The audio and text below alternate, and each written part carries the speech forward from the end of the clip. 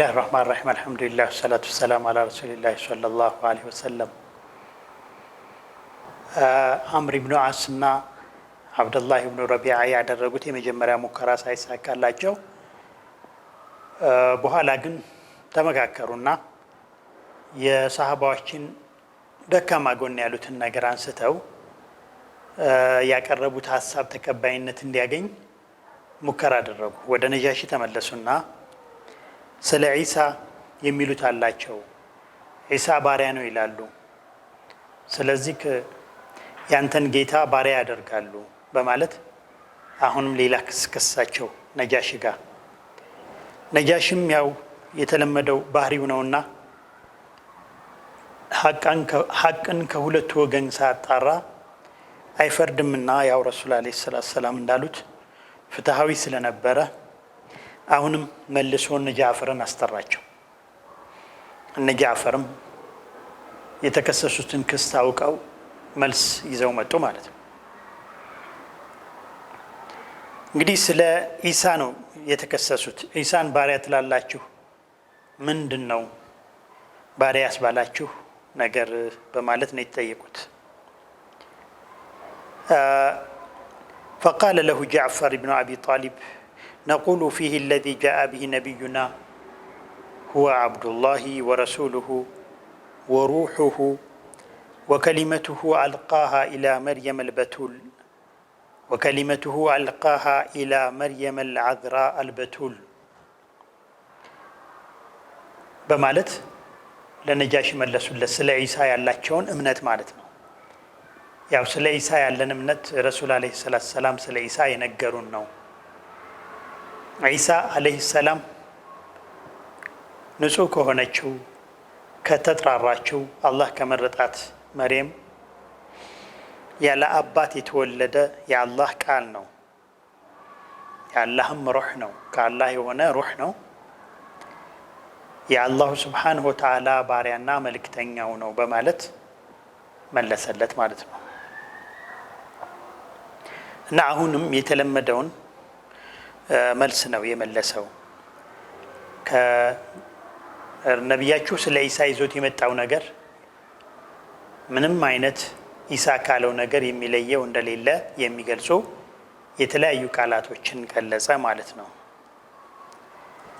فضرب النجاشي يده إلى الأرض فأخذ منها عودا ثم قال ما عدا عيسى ابن مريم ما قلت هذا العود ዒሳ ያለው ስለ ራሱ ያለው አንተ ካልከው የዚችን ያክል እንጨት አንስቶ ነው የዚችን ያክል ልዩነት የለውም በማለት ተናገረ ማለት ነው ነጃሺ።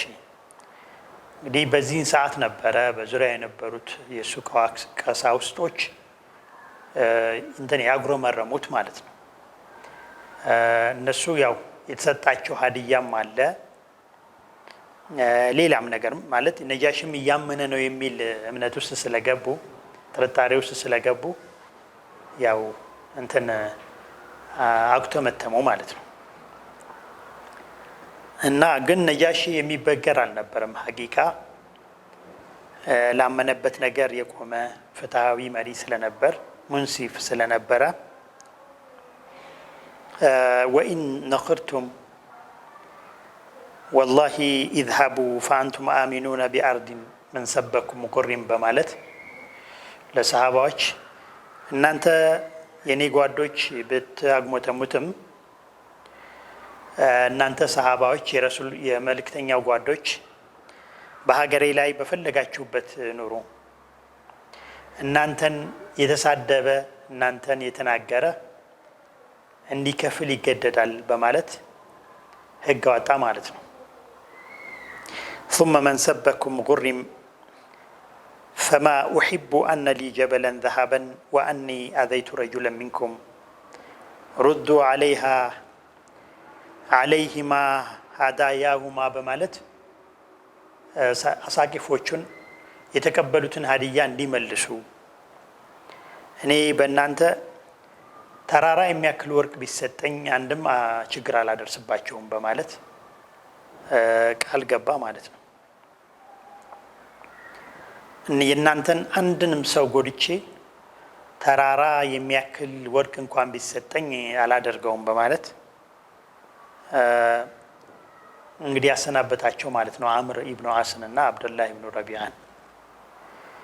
ከዛን ጊዜ ጀምሮ እንግዲህ ያው ሰሃባዎች መተማመኛ ተሰጣቸው። ከንጉሱ የሰደባቸው የተናገራቸው ችግር ያደረሰባቸው ካለ ይቀጣል።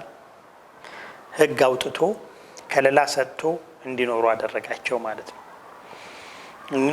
አላሁ ስብሓንሁ ወተዓላ የኔን ንግስና ከጠላት እጅ ቀምቶ ሲመልስልኝ ምንም አይነት ዋጋ አልከፈልኩትም። ስለዚህ እኔም ከማንም ጉቦ ተቀብዬ እናንተን አሳልፌ አልሰጣችሁም በማለት አብድ ኢብኑ አስንና አብደላህ ኢብኑ ረቢዓን ወደ መጡበት እንዲመለሱ አደረጋቸው ማለት ነው።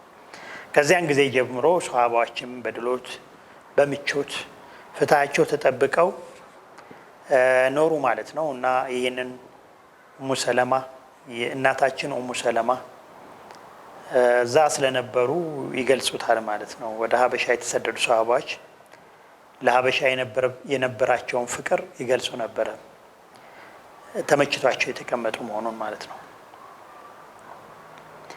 እንደውም የሀበሻ ስደት የጊዜ መቁጠሪያ ሁሉ ተደርጎ ማለት ኡሙ ሰለማ እንደምትለው እስከ ሀበሻው ስደት ነብዩ እጅግ ጥቃት አልደረሰባቸውም ነበር ትላለች። እና ማለት አዛው በጣም የጀመረው ከሀበሻው ስደት በኋላ ነው። ምክንያቱም የሀበሻውን ስደት የተሰደዱትን ሰዎች ወደ መካ ለመመለስ ያደረጉት ጥረት ሳይሳካላቸው ሲቀር የመካ ሙሽሪኮች በተረፉት ሙስሊሞች ላይ መካ በቀሩት ሙስሊሞች ላይ የሚያደርሱት ግፍ እጅግ በጣም ጨመረ። ምክንያቱም መሐመድ እምነት ቀያሪ ከነበሩበት ወደ ሌላ እምነት መውሰድ ብቻ ሳይሆን አባት ከልጁ፣ ልጅን ከአባቱ፣ ባልን ከሚስቱ፣ ሚስትን ከባሏ፣ ወንድምን ከወንድሙ የሚነጣጥል ዘርን፣ ቤተሰብን የሚነጥል ነው በማለት ሌላ ስም ጨመሩባቸው ማለት ነው። ምክንያቱም ወደ ሂጅራ ወደ ሀበሻ የሄዱት ሰዎች ከእያንዳንዱ ቤተሰብ ስለነበሩ ማለት ነው። ስለዚህ ይሄ ጉዳይ ለዛ ነው ኡሙ ሰለማ ነቢያችን አለይሂ ሰላቱ ሰላም እስከ ሂጅራ ድረስ ችግር አልደረሰባቸውም፣ ከሂጅራ በኋላ ነው እጅግ በጣም ከፍተኛ ችግር የደረሰባቸው ያለችው ከግፉ መብዛት አንጻር ነው። እናም ስለ ሀበሻዋ ኑሮ ወይም ስለ ሀበሻዋ ቆይታዋ ስትናገር ያው የሀበሻዋ ቆይታ እጅግ ፍቅር የተሞላበትና ምቾት የነበረበት እንደነበረ ትገልጻለች ማለት ነው። ኡሙ ሰለማ ረዲየላሁ አንሃ የረሱል አለይሂ ሰላቱ ሰላም ባለቤት እናታችን ማለት ነው። ስለዚህ እንግዲህ የሀበሻው ስደት በዚህ መልኩ ነበር። ረሱል አለይሂ ሰላቱ ሰላም እንግዲህ ያው ከመቶ ያላነሱ ሰዎችን በሁለት ዙር ልከው የመጀመሪያው በሰላም በአማን አላህን ብቻ እየተገዙ በርካታ ዓመታትን እዚህ ሀበሻ እንዲቆዩ ያደረጓቸው ማለት ነው። እንግዲህ ከዛ በኋላ እነዚህ ሀበሻ የኖሩት ሰዎች ናቸው ኢስላም አድጎ ጎልብቶ ትልቅ ደረጃ እንዲደርስ ከፍተኛ አስተዋጽኦ ያደረጉት። ለምሳሌ ሀበሻ ተሰዶ የነበረው ዑስማን ኢብኑ አፋን ለ13 ዓመት ያክል እስላማዊውን ዓለም መርቷል። የነዚህ የሁለተኛው የሂጅራ ወይም ደግሞ የሁለተኛው የሀበሻ ስደት መሪ የነበረው ጃዕፈር ኢብኑ አቢ ጣሊብ ትልቅ ቦታ ነበረው በኢስላም። ምክንያቱም የሙዕታ ዘመቻን በመሪነት ያዋጋ የጦር መሪ የነበረ ጀግና እየተዋጋም የሞተ ሰሃባ ነው ረዲየላሁ ዐንሁ። ነቢያችንም አለይሂ ሰላቱ ሰላም ሁለት እጆቹ ተቆርጠው የሞተ ስለነበረ በሁለት እጆቹ ክንፍ ተገጥሞለት በጀነት ሲበራ አይቼዋለሁ ብሎ የመሰከሩለት ታላቅ ሰሃባ ነው ማለት ነው። ዑስማንም እንዲሁ ያው በጀነት የተመሰከረለት ሰሃባ ነው። አብዱራህማን ኢብኑ አውፍ ከሀበሻ መልስ ወደ መካ ወይም ወደ ብሎም ደግሞ በኋላ ወደ መዲና ሲሄድ እጅግ በጣም ሀብታም የነበረና ንግድን በጣም ያሳለጥ ንግድን ያውቅ ስለነበር ሰሃባዎችን በገንዘቡ የተጠቀሙበት ዳዕዋው በገንዘቡ የተጠቀመበት ታላቅ ሰው ነበረ እና እሱንም ነቢያችን አለይሂ ሰላቱ ሰላም የጀነት ሰው እንደሆነ ምስክርነት ሰጥተዋል ማለት ነው። እንግዲህ እነዚህ ሀበሻ ላይ ብዙ ዓመታት የቆዩ ሰሃባዎች ናቸው። ሌሎችም በርካታ ሰዎች እነ ሙስዓብ ብን ዑመይር ረዲየላሁ አንሁ ሙስዓብ ብን ዑመይር ከሀበሻ ስደቱ በተጨማሪ የመዲናን ስደት ግንባር ቀደም ከፋች የነበረ መደላድል ፈጣሪ ትልቅ ዳዒ የነቢዩ ዓለይሂ ሰላቱ ወሰላም የየስሪብ ሰፊር ወይም ደግሞ አምባሳደር የነበረ ታላቅ ሰሃባ ነው።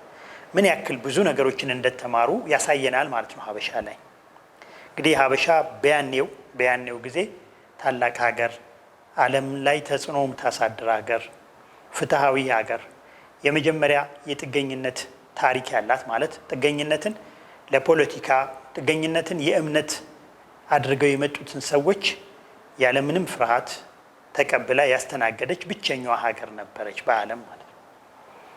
እንግዲህ ብቸኛዋም በዛን ጊዜ ተጽዕኖ ፈጣሪ ከነበሩ ሀያላን ሀገሮች አንዷ ነበረች። እንግዲህ ስለ ሀበሻ ሲወራ በኢስላም ታሪክ ምንም የማይዘነጋ ታላቅ ታሪክ ያላት የሁለት ሂጅራ ባለቤት የሆነች ሀገር እንደሆነች ከዚህም በላይ አርድ ሲድቅ ብለዋል ረሱል ዓለይሂ ሰላቱ ወሰላም። የጽድቅ ሀገር፣ የእውነት ሀገር ብለው የመሰከሩላት ረሱል ዓለይሂ ሰላቱ ወሰላም ናቸው። በሌላ መልኩ በብዙ ነገር ያው ሀበሻ የተገለጸበት ነው። ሀበሻዎች ከሚሰጡት ክብር ለሀገራቸው ከሚሰጡት ክብር የበለጠ የዓለም ሙስሊሞች ሀበሻ የሚባለው ነገር ሲጠራ የሚሰማቸው ስሜት ከባድ ነው። ሀቂቃ ነቢያችን ዓለይሂ ሰላቱ ወሰላም ስለ ናይል የጀነት ምንጭነት ሲናገሩ ያው ሀበሻ ነው የሚገለጸው። ምክንያቱም የናይል 86% እንደሚባለው ከሀበሻ የሚመነጭ ውሃ መሆኑ ማለት ነው። እንግዲህ ይሄ ውሃ ነቢያችን ዓለይሂ ሰላቱ ወሰላም በቡኻሪ በተዘገበ ሀዲስ እንደገለጹት ከጀነት የሚመነጭ ውሃ እንደሆነ ነቢያችን ዓለይሂ ሰላቱ ወሰላም መስክረዋል። እንግዲህ ይሄ በተለያዩ ተፍሲሮች የተለያዩ ዑለማዎች ቢፈስሩትም እንኳ ግን ከጀነት የሚመነጭ ውሃ የሚፈልቅባት ወይም የሚወጣባት ከጀነት የሚመነጭ ወንዝ ያለባት ሀገር መሆኗን ነቢያችን ዓለይሂ ሰላቱ ወሰላም ነግረውናል። ሀበሻን ካልነኳችሁ እንዳትነኳቸው የሚል እንደዚህ አይነት ትልቅ ክብር ያለው የረሱል ዓለይሂ ሰላቱ ወሰላም ቃልም ተነግሯል። ስለዚህ የሀበሻ ታላቅ ክብር በነቢያችን ዓለይሂ ሰላቱ ወሰላም የተነገሩት በርካታ ሀዲሶች ያሳያሉ ማለት ነው። እንግዲህ ለዚህ ሀገር የሚኖረንም ክብር ትልቅ ይሁን። የተመረጠ አርደ ሲድቅ የእውነት ሀገር ነው። ይህንን ጠብቆ የማስቆየት ያው የድሮ ታሪክ ብቻ ሳይሆን ጠብቆ የማስቆየት የፍትህ ሀገር እንዲሆን የማድረግ የእውነት ሀገር እንዲሆን የማስቀጠል ደግሞ ኃላፊነት ሁሌ ሀበሻ ላይ የሚኖሩ ሰዎች ኃላፊነት ይሆናል። ታሪክ ብቻ ሳይሆን አሁንም ያ ታሪክ እየተደገመ እንዲቆይ የማድረግ ኃላፊነት የሁሉ እዚህ ሀገር ላይ የሚኖር ከውጭም የሚኖር ሰው ግዴታ ይሆናል ማለት ነው። ምክንያቱም ለ1400 ምናምን ዓመት እየተዘከረ የኖረው ይሄ ታሪክ ነው እና ሁሌ ይሄ ታሪክ መቀጠል ይኖርበታል። የፍትህ ሀገር፣ ማንም የማይበደልበት ሀገር፣ ማንም የማይበደልበት ንጉስ የተገኘበት ሀገር ነው። ሁሌ ይህን ሀገር የሚያስተዳድሩ ሰዎች በዚህ እየተዘከሩ እየተወሱ ታሪካቸው እየተነሳ እንዲኖር ጥረት ማድረግ ይኖርባቸዋል። ምክንያቱም በፍትህ ነው የተገለጸው የዚህ ሀገር መስተዳድር። አሁንም ለወደፊትም በቀጣዩም ጊዜ በፍትህ የሚገለጽበት ህዝቦቿም መሬቷም በሲድቅ የሚገለጽበት እንዲህ ወንዞቿም በበረካ የሚገለጹበት በጀነት ምንጭነት የሚገለጹበት ነውና ሁሌ እናስጠብቆ የመቆየት የሃይማኖት ሀገር የዲን ሀገር እንድትሆን የሁሉም ጥረት ያስፈልጋል። በየጊዜው የሚሰራ ነገር ያስፈልጋል ማለት ነው። ይህንን ያው ጠብቀን እንድንኖር ማለት ነው። ግን ወደ ሰሃባዎችና ወደ ቁረይሾች ስንመለስ ወደ መካ ስንመለስ ይሄ ክስተት የመካ ቁረይሾች ዘንድ እጅግ በጣም ራስ ምታት ነበር። ምክንያቱም ሀበሻ ላይ የሄዱት ሰዎች ከሀበሻ ምን ልምድ ቀስመው ሊመለሱ እንደሚችሉ ይገምቱ ስለነበረ ብልጦች ስለነበሩ ሀቂቃ። ስለዚህ በነቢያችንና ዓለይሂ ሰላቱ ወሰላም በሰሃባዎቻቸው ላይ ከዚያ በኋላ የሚያደርሱት ጥቃት እጅግ በጣም የከፋ ሆነ። ጌታችንን መተው ብቻ ሳይሆን ልጆቻችንንም ነጣጠልን፣ ሁለት ሀገር የተለያየ ባዕድ ሀገር እንድንኗኗር አደረገን በማለት በነቢያችን ላይ የያዙትን ቂም እጅግ በጣም ወጠሩት ማለት ነው። ወደ አቡ ጣሊብን በመምጣት ስሞታን አሰሙ። እንግዲህ ያው ለነቢያችን አለይሂ ሰላቱ ሰላም ከለላ የሚሰጡት አጎታቸው አቡ ጣሊብ ናቸው፣ ያሳደጓቸውም እሳቸው ናቸውና ቀደም ብለን የተለያየ ፈተናዎችን እንዳስተናገዱም እንዳየን ሁሉ አሁንም ቁረይሽ መታ ለአቡ ጣሊብ ስሞታ አሰማች። ሙሐመድ ጌቶቻችንን እየተሳደበብን ነው። አቡ ጣሊብም ይህን ስሞታ ከሰሙ በኋላ የቀረበውን በመሐመድ ላይ የቀረበውን ስሞታ ከሰሙ በኋላ ሙሐመድን አለይሂ ሰላቱ ወሰላም አስጠሯቸው። አለይሂ ሰላቱ ወሰላም እሳቸውም በተሰበሰቡበት የመካ ቁረይሾች በተሰበሰቡበት እንግዲህ አጎቶቼ የሚሉትን ሰማ፣ አጎቶቼ የሚያቀርቡብን ስሞታ ስማ፣ በመስገጃ ቦታዎቻችን ላይ እየመጣ ጌቶቻችንን ይሳደብብናል፣ እንዲሁ ደግሞ አዋረደን የሚል ክስ እያሰሙ ነው እና ይህን ነገር ብትተው ምን ይመስልሃል በማለት አቡ ጣሊብ አቀረቡላቸው ማለት ነው ለነቢያችን አለይሂ ሰላቱ ወሰላም። ነቢያችንም አለይሂ ሰላቱ ወሰላም አይናቸውን ወደ ሰማይ በማቅናት ይህችን ፀሐይ ትመለከታላችሁን አሏቸው። እዛ የተሰበሰቡትን የመካ ቁረይሽ መሪዎችንና አቡ ጣሊብን ማለት ነው። አዋሉ ከዚች ፀሐይ ላይ ችቦን ለኩሳችሁ ማምጣት ትችላላችሁን አሏቸው። ሲሏቸው አይ ይህንም አንችልም፣ እንዴት ከሰማይ ችቦን ለኩሰን ማምጣት እንችላለን? ይሄ ችሎታ የለንም ብለው መለሱ። እኔም ይህን ጥሬን ልተወው አልችልም በማለት ማረጋገጫ ሰጧቸው። እናንተ ከሰማይ ችቦን ለኩሳችሁ ማምጣት እንደማትችሉት ሁሉ እኔም ይህንን ጥሬን ወደ አላህ የማደርገውን ጥሬን ልተወው አልችልም በማለት እቅጩን ነገሯቸው ረሱል አለይሂ ሰላቱ ሰላም። እንግዲህ ያው እነሱም መጀመሪያ ያቀረቡት ድርድር አልነበረም፣ ግን ነጥብ ማስቆጠር ነበር። ምክንያቱም አቡ ጣሊብ ከሙሐመድ ላይ ያለውን መከላከል ሙሐመድን የሚጠብቅበትን ደንብና ስርዓት እያላላ እንዲመጣና ከሙሐመድ ላይ በቃ የራስህ ጉዳይ ብሎ ዘወር እንዲል ለማድረግ ጫና ለመፍጠር ሙከራዎች ናቸው እነዚህ። እነሱም በደንብ ያውቁታል። በኋላ ሊደርስ የሚችለውን አስከፊ ነገር ምክንያት ለመስጠት ይመቻቸው ስለነበር የተለያየ ጊዜ የመጡ አቡ ጣሊብን ነጥብ ያስቆጥሩ ነበር ማለት ነው። ነቢያችን አለይሂ ሰላቱ ወሰላም እንግዲህ በአቡ ጣሊብ ከለላ ሰጭነት በካዕባ እየሄዱ ሶላት ይሰግዱ ነበር። ያው ሌሎቹ ሰሃባዎች የዚህ አይነት እድልን አላገኙም ነበር ማለት ነው። በካዕባ ስር ሶላት እየሰገዱ ሳለ አንድ ጊዜ የመካ ቁረይሾች ደግሞ ከካዕባ ስር እንደዚሁ ተሰብስበው ይጨዋወቱ ነበር እና ነቢያችን አለይሂ ሰላቱ ሰላም ስጁድ ማድረጋቸውን ሲያይ ዑቅባ ኢብኑ አቢ ሙዓይጥ የሚባለው የተረገመ ሰው በነቢያችን ላይ አለይሂ ሰላቱ ወሰላም አዲስ የታረደን ግመል የእንግዴ ልጅ እሳቸው ላይ ይጥላለሁኝ ብሎ ፎከረ ከነሱ ጋር ማለት ነው፣ ከጓዶቹ ጋር። ይህን ያደረገው በእርግጥ ዑቅባ ኢብኑ አቢ ሙዓይጥ ነው ወይንም ደግሞ አቡ ሱፊያን ነው የሚል ሁለት ሪዋያዎች ቢኖሩም ማለት ነው። ነገር ግን በታሪክ እንደሚታወቀው አቢ ሱፊያን ለነቢያችን ላይ አዛ በመጣል ረገድ ከሱ የሚቀድሙ በርካታ ነቢያችን አለይሂ ሰላቱ ሰላም በስም የገለጿቸው ሌሎች የቁረይሽ መሪዎች ነበሩ እና እንደውም አንዳንድ የታሪክ ጸሐፊዎች ሰቅር እና ሐማማ ብለው ይገልጿቸዋል። ማለት በጣም አስከፊ በነቢዩ ላይ ጉዳት ያደረሱና ደግሞ አስከፊ ያልሆነ ጉዳት ያደረሱ ብለው ማለት ነው። አቡ ሱፊያንን የሚመድቡት ከዚህ አስከፊ ጉዳት ካደረሱት ምድብ ሳይሆን ከዛ ዝቅ ከሚሉት ነው። እንግዳ የመካ መሪ የነበረው አቡ ሱፊያን ነበር ማለት ነው እና በዚህን ጊዜ ያው የታረደ የግመል እንግዴ ልጅን ከታረደበት ቤት በማምጣት ነቢያችን አለይሂ ሰላቱ ወሰላም ስጁድ እንዳደረጉ ያንን የእንግዴ ልጅ እሳቸው ላይ ጣለባቸው ማለት ነው።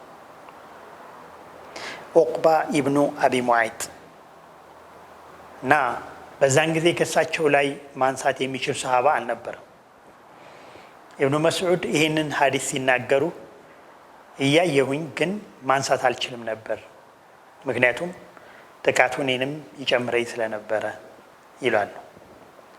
እና በዚያን ሰዓት ከእሳቸው ላይ ስጁድ እንደወረዱ ሲቀሩ ያነሳችላቸው ልጃቸው ፋጢማ ነበረች ረዲየላሁ ዐንሃ። እና ያን በምታነሳበት ጊዜ እየሰደበቻቸው ነበር፣ ትሰድባቸው ነበር። ነቢያችን ግን አለይሂ ሰላቱ ሰላም ያም ተጥሎባቸው ከስጁዳቸው አልተነሱም ነበርና ዓላማቸው የነበረው መሐመድ የሚሰግደው ለሰው ይሉኝታ ነበር፣ ለሰው ይስሙልኝ ነበር እና ይህም በምንጥልበት ጊዜ ወዲያውኑ ሶላቱን ትቶት ይነሳል። ስለዚህ ያኔ ለይሉኝታ ነው የምትሰራው ብለን እንጮህበታለን ወይም እናጋልጠዋለን የሚል ስምምነት ተስማምተው ስለነበር ነው እንግዲህ ይሄንን የእንግዲህ ልጅ ከራሳቸው ላይ የጣሉባቸው ማለት ነው። ነቢያችን አለይሂ ሰላቱ ሰላም ግን እዚያው ነበር የቆዩት ማለት ሶላታቸው ምንም ነገር እንዳልተፈጠረ በዛ መልኩ ነበር የጨረሱት። እና ልጃቸው ግን እየሰደበቻቸው በእነሱ ላይ የሆነ ቃላቶች እያስተላለፈች ነበር ያነሳቸው።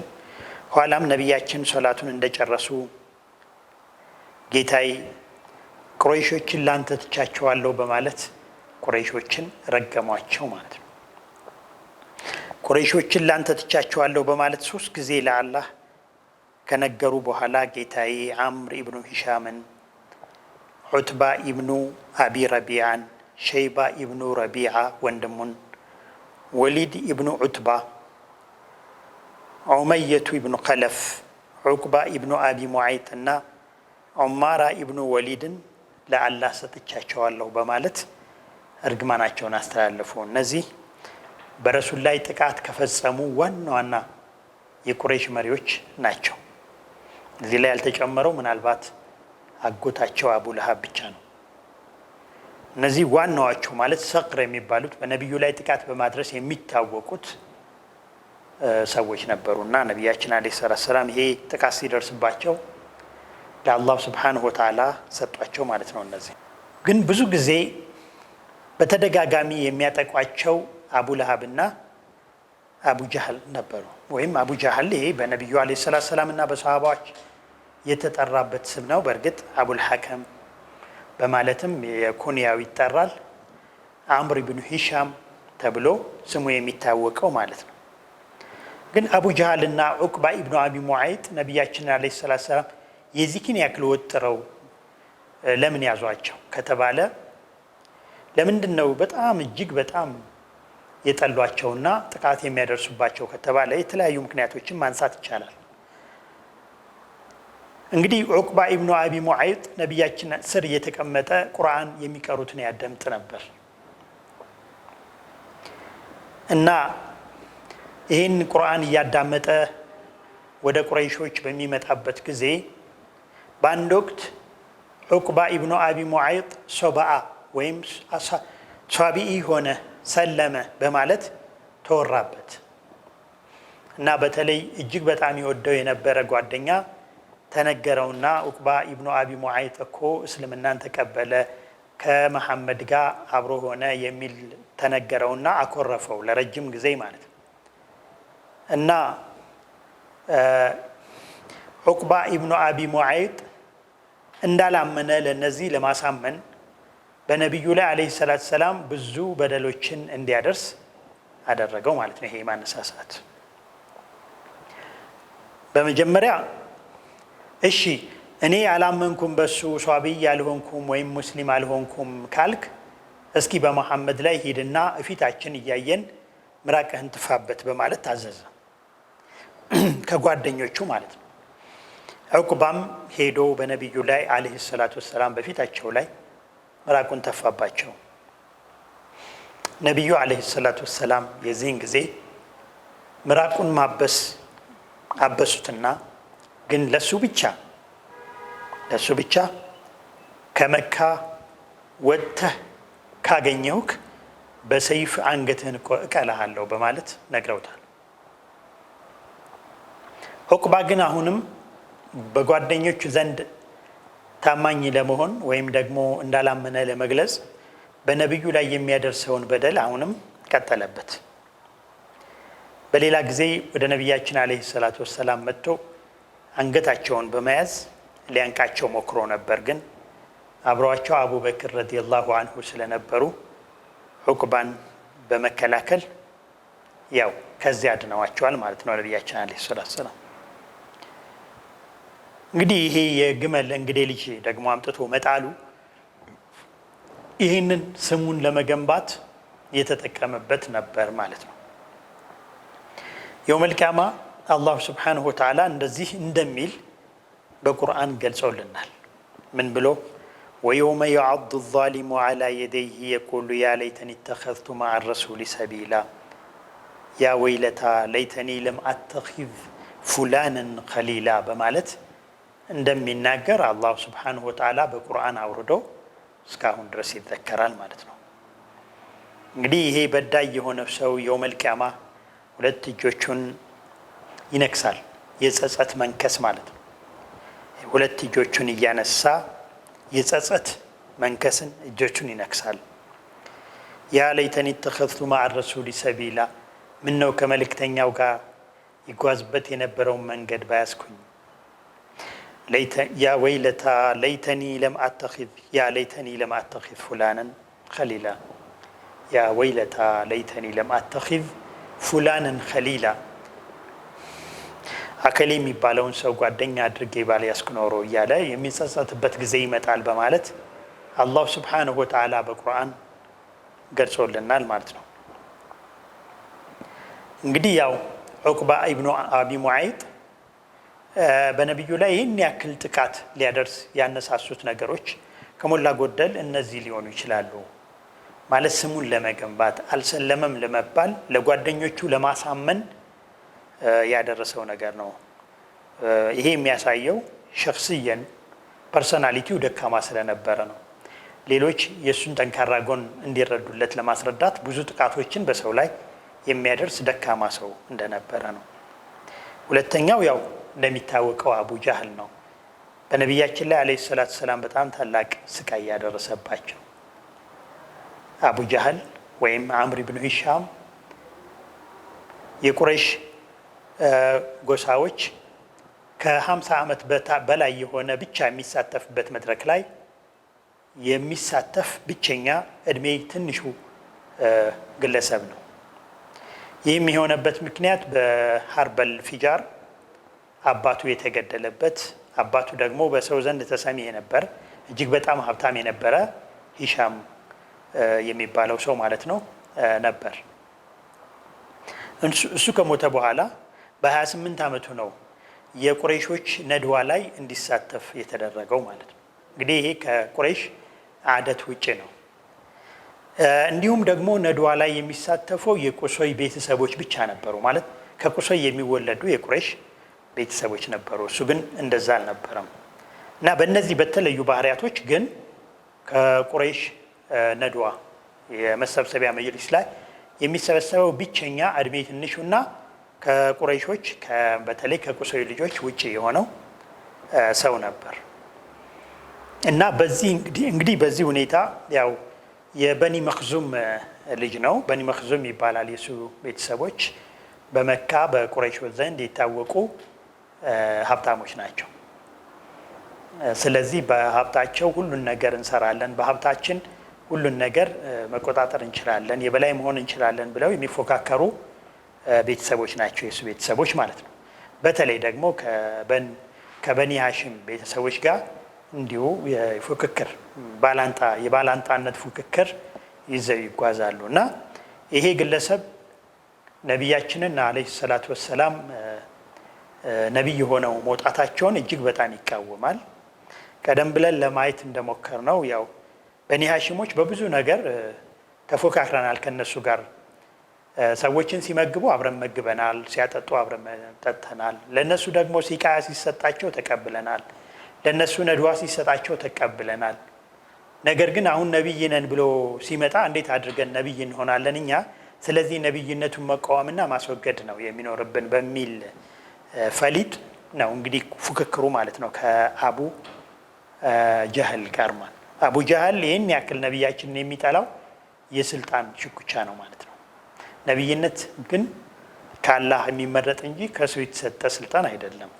ይህን ያልተረዳው አቡ ጀህል ለነብያችን እጅግ በጣም ጥላት የሆነው በዚህና በመሳሰሉት መስፈርቶች ወይም ደግሞ ሁኔታዎች ነው። ብዙ ጥቃት የሚያደርሰባቸው እሱ ነው። ቀጣዩን በሚቀጥለው እናቀርባለን። ጀዐለኒ አላህ ወኢያኩም ሚነ ለዚነ የስተሚዑነ አልቀውለ ፈየተቢዑነ አሕሰነሁ። ሰላሙ አለይኩም ወረሕመቱላህ።